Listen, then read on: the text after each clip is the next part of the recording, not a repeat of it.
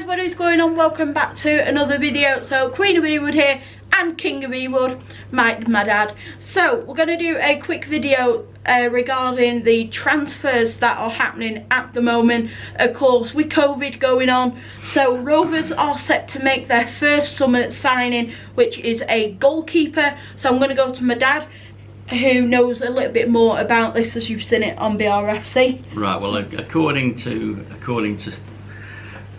reports, we're signing Thomas Kaminski. He's coming for a medical, all being well tomorrow, I understand. We'll be signing this next week.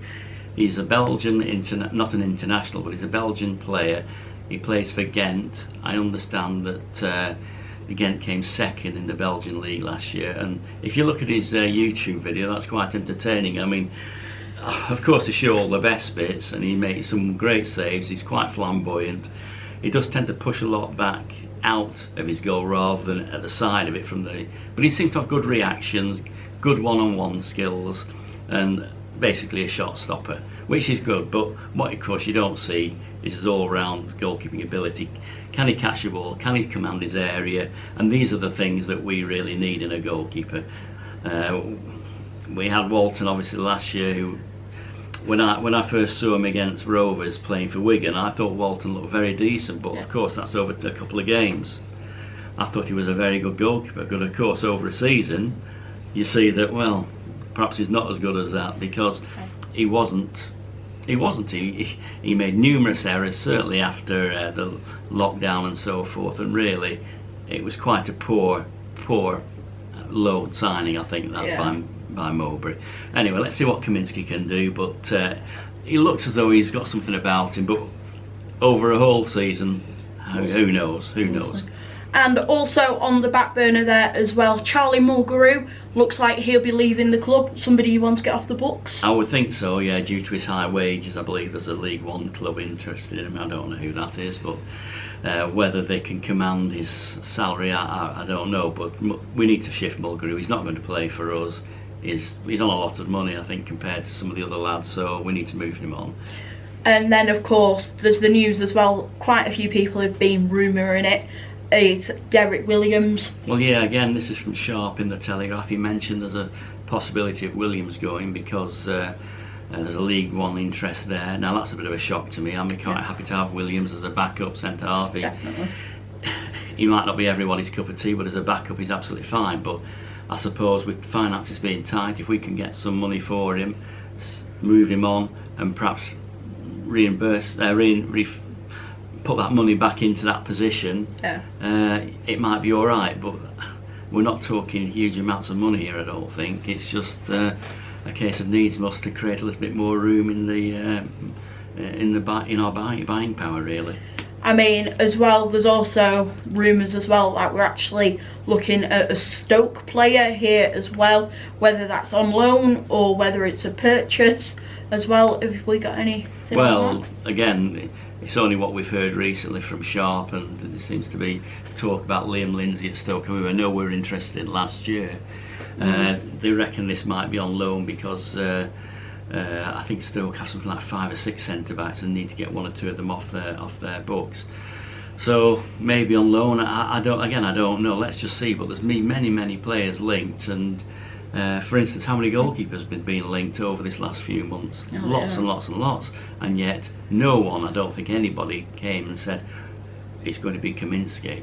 So it's a very left field signing. Definitely. So who's to say that something like this won't be applicable to the rest of the positions, whether it be centre half, left back, or whoever. So again, let's just wait and see. So that is it on the transfer related news, I think. So we're gonna quickly move on to the next part of the video, and that is of course pre-season. Now Rovers of course started in style the other day against Fleetwood. We won 4-1. We couldn't see it unfortunately, but yeah, so that was a really good result. We go on to Blackpool on Tuesday night. Nice local game. Obviously fans aren't allowed, but hopefully they'll be able to stream the game so we can actually see it. What do you think of that? Well, we did well at Fleetwood, I think. I mean, any 4-1 away win is a good win, but I think the fact that we played a lot of young lads, and young lads seem to take their opportunities more so than some of the more regular players, was a good sign.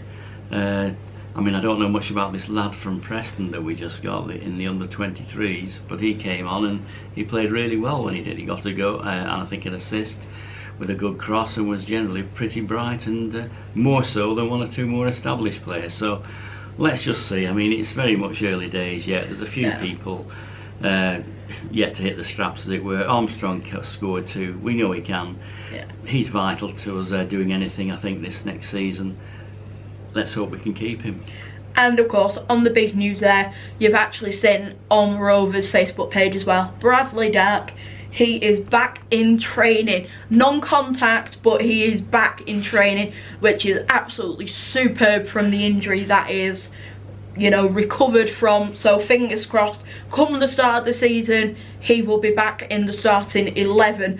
So what we're going to do now is, on the news that we're signing our goalkeeper, we actually have the YouTube video which is right in front of us, and we're going to do a bit of a banter react to it. So I'm going to press play and we're going to watch it and see what we make of our possibility of a new goalkeeper.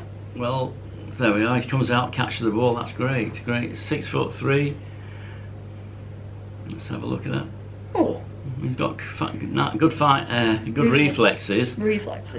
Having said that, though, I mean, there again, he palms it out to the attackers. That was with his feet. Yeah, it's quite spectacular. There's no doubt about it. Well, that's useful. He's actually got the ball to his feet there, outside his penalty area, and played a long ball to his right fullback. And there again, he's on his left foot, and he's just turned inside the attacker. So it does look as though he's got some ability on the ball as well. Brilliant long shot save then. Yeah. Up close, brilliant save. Seemed like a really, really good possibility there. Well, they're talking about 450, 500,000 for this lad, and at 27 years of age, it doesn't look as though it's going to be the worst money we've spent. It looks strong, he looks powerful, he looks direct.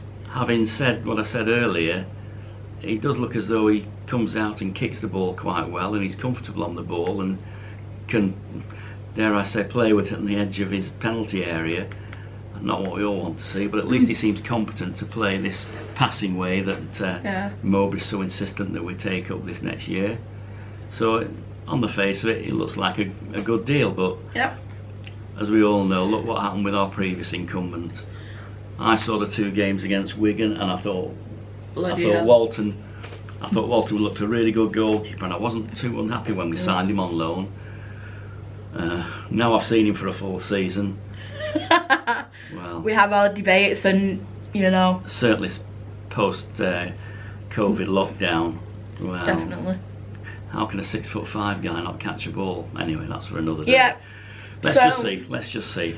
Is that it then on the transfer news? As far as I know, really, I need a left back, don't we? But no names mentioned. No names mentioned yet. So we'll just have to see. We've obviously got little or no money to spend, so I guess the next few weeks we'll reveal all. Yeah, so that is it for today's video. I hope you guys have enjoyed that vlog. If you have, then please let me know in the comments down below what videos you want to see from us this season. Of course, with COVID, we're not able to go to the games, so we would really appreciate your views and subscribe and all that. So it's goodbye from me. Goodbye. And stay safe and keep well, and we'll see you guys very soon. Bye. Bye.